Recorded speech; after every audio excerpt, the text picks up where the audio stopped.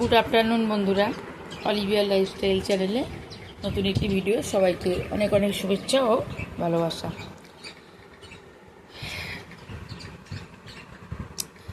পুঁই শাক কুটেছি, পুঁই শাক রান্না করবো আজকে। সকালে রান্না হয়ে গেছে, এখন পুঁই শাকটা করবো। শাকটা এসছে দুদিন আগে, কুমড়োর জন্য বসে বসে কুমড়ো আর এলো না, কোথাও মিষ্টি লাল কুমড়ো পেলাম না। এই সাদা মতন কুমড়ো ভাল লাগছে না। এখানে কেটে নিয়েছি রসুন, পেঁয়াজ, বেগুন, আলু, টমেটো, এই দিয়েই করবো। কি করা যাবে, কুমড়ো পাওয়া গেল না। আর আজকে একটু চিংড়ি মাছ দিয়ে করব। এখন দুধ চা খাচ্ছি আজকে অনেকদিন বাদে, জলখাবার খাওয়ার পরে। রুটি আর সবজি জলখাবারে আমি আর মেয়ে খেয়ে নিয়েছি। এখন ওই জলখাবারে এই চাটা করে দিল জলখাবার খাওয়ার পরে। আমার শ্বশুরকে কমপ্লেন করে দিলাম, বিস্কুট খাইয়ে দিতে হয়, এখন পাচ্ছে না খেতে। এসব করে এবার এই রান্নাটা করলে মোটামুটি হয়ে যাবে। চিংড়ি মাছগুলো এখানে ভেজে তুলে নিয়েছি। এই যে চিংড়ি মাছগুলো, বড় চিংড়ি, এগুলো দিয়ে মালাইকারি বা ভাপা এই সমস্ত করলে ভালো হয়। এটাকে ছোটো করে একটু কেটে নেবো। এত বড় চিংড়ি দিয়ে পুঁই শাক ভালো লাগে না। আর এখানে আছে ডাল, এখানে নারকেল ভাজা, এখানে ভেন্ডির তরকারি। সকালবেলা অফিসে খেয়ে গেছে, নিয়ে গেছে, আমরাও জলখাবারে খেয়েছি। বাকিটা রয়েছে আমার আর মেয়ে শ্বশুরের। তো ভাত মেখে দিতে হয়, খেতে পারে না, শুয়ে শুয়ে খায়। দেখি যদি পুঁই শাক খেতে পারে। পুঁই শাকটা খুব পছন্দের, ভালোবাসে খেতে। দেখা যাক। শাকটা ভালো করে ধুয়ে এর মধ্যে, এই জলটার মধ্যে ডুবিয়ে রেখে দিয়েছি। যতটা নোংরা আছে পরিষ্কার হয়ে যাবে। আগে ধুয়েছি দুবার, তারপরে এর মধ্যে জলে রেখে দিয়েছি। আর এই জলটা আমি গাছে দেবো। বাকি রসুনটা একটু থেতো করে তেলের মধ্যে যে চিংড়ি মাছ ভেজেছিলাম, ওই তেলের মধ্যেই পাঁচফোড়ন, শুকনো লঙ্কা দিয়ে এর পেঁয়াজটা ভেজে নিচ্ছি। পেঁয়াজটা 2-3 মিনিট একটু ভেজে নিয়ে একটু রসুন, আদা আর সবজিগুলো সব দেবো। পেঁয়াজটা ভাজা ভাজা হয়ে গেছে, ওর আলুগুলো এর মধ্যে দিয়ে দেবো। আগে আলুটা ভেজে নিয়ে তারপর বেগুনটা দেবো, নাহলে বেগুনের সব তেল টেনে নেবে। কুমড়ো থাকলে আলুর সঙ্গে কুমড়োটা দিয়ে দিতাম, তারপর বেগুন দিতাম। অনেক সময় কুমড়ো দিলে আমি বেগুন দিই না।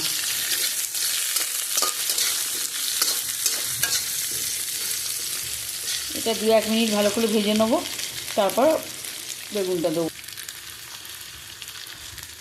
বেগুনটা দিয়ে সাথে ভালো করে মিশিয়ে নেবো। বেগুনটা দিয়ে দিয়েছি, দিয়ে এবার একটু আদা রসুন বাটা দিয়ে আর গুঁড়ো মশলাগুলো দেবো। গুঁড়ো মশলার মধ্যে শুধু হলুদ, কাশ্মীরি লঙ্কা, নুন দেবো। আমি জিরে গুঁড়ো, ধনে গুঁড়ো এসব দিই না, কারণ শাকের নিজস্ব একটা টেস্ট হয়। এবার চিংড়ি মাছ দিচ্ছি, ওই জন্য অত মশলা দেওয়ার দরকার হয় না। যদি নিরামিষ করি কোনো মাছ না দিয়ে, তাহলে অল্প ধনে গুঁড়ো, জিরে গুঁড়ো দিই। কিন্তু এটা মাছটা দেবো বলে, মাছেরই তো একটা আলাদা স্বাদগন্ধ থাকে। চিংড়ি মাছ যাতেই দাও তাতেই মানে ভালো টেস্ট হয়, সেই জন্য আমি অন্য মশলা দেবো না।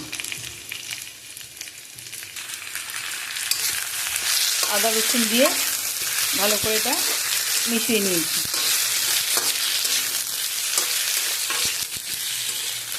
এবার গুঁড়ো মশলাগুলো এক এক করে দিয়ে দেবো।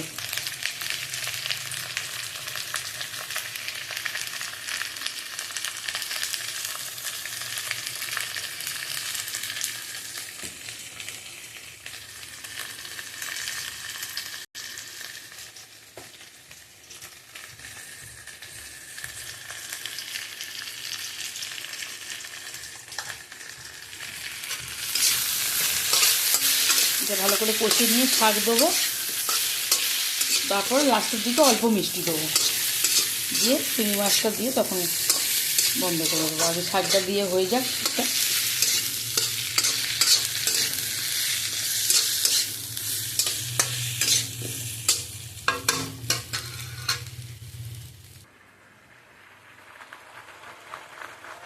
মশলাটা কষানোর পরে আমি শাকটা দিয়ে দিলাম সবটা। এবার একটু ঢাকা দিয়ে দেবো। নুন দিয়েছি, আর একটু নুন দিয়ে ঢাকা দিয়ে দেবো।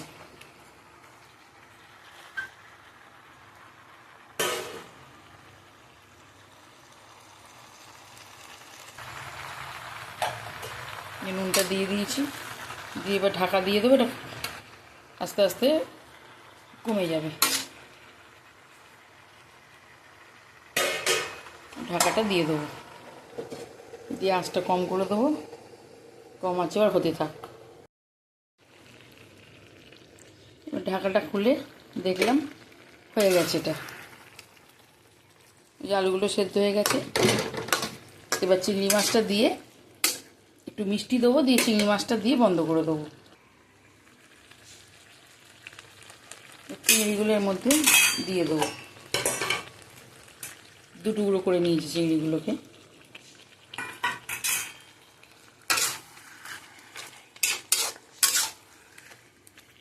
দিয়ে এবারটা ঢেলে নেবো।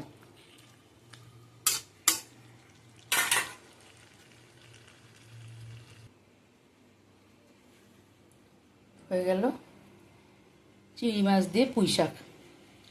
ঢাকাটা দিয়ে দেবো, রান্না পুরো হয়ে গেল। ব্যাস, এবারে চান করবো। এখনও চান করিনি আমি, গ্যাসটা সিলিন্ডারটা অফ করে দিই। এখনও চান হয়নি আজকে আমার, কারণ রান্না করতে করতে দেরি হয়ে গেল। চান করে রান্না করলে বড্ড গরম হয়, কষ্ট হয়। ওই জন্য আজকে আর চানটা করিনি, একটু বসি, ঘামটা শুকিয়ে নিই, তারপর চান করব।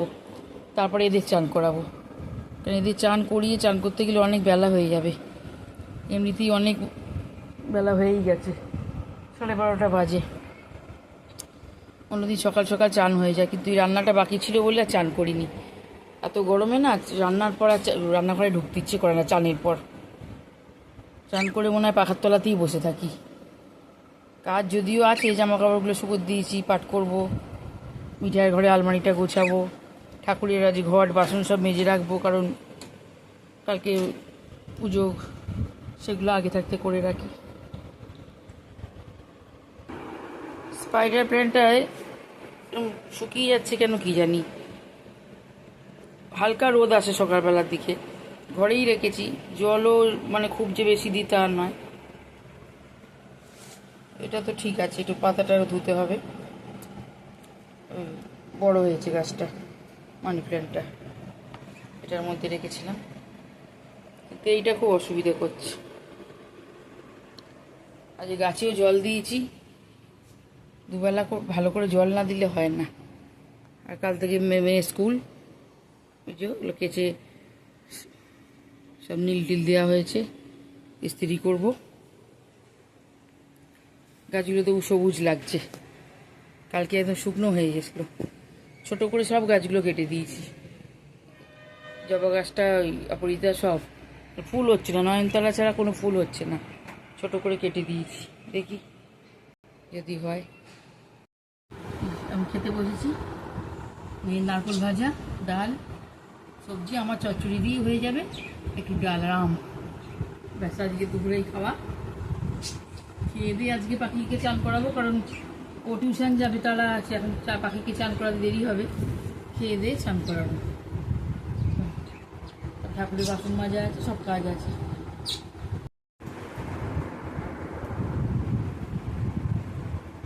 দেখ জল খাচ্ছে, চান হলো এতক্ষণ ধরে, চড়াই পাখিদের চান হলো। অনেকক্ষণ বাদে আবার তোমাদের সামনে এলাম। খাওয়া দাওয়ার পর একটু রেস্ট নিচ্ছিলাম, পাখিদের চান করানো হলো, সব কাজ শেষ হলো।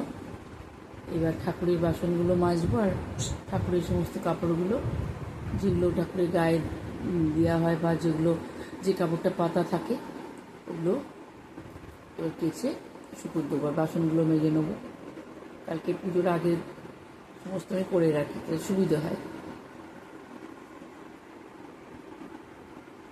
একটু বাদে চা খাবো, খেয়ে ইচ্ছে আছে হাঁটতে যাব, দেখি যদি পারি যাব, আর নাহলে কালকেই যাবো।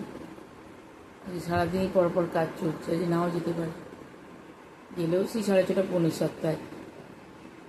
রোদ্দুরটা তখন থাকে না, কারণ এখানে তো 7:30টায় পুরো অন্ধকার হয়, 6:30 রোদ্দুর থাকে। সূর্য তখন পৌনে 7টায় প্রায়, তখন সূর্যের আলোটা একটু তেজটা কমে, বলতে গেলে 7টার পর সূর্য ডোবে। ওই সময়তেই হাঁটতে যাবো যদি যাই। দেখ সব চান করছে, আর খাবার খাচ্ছে।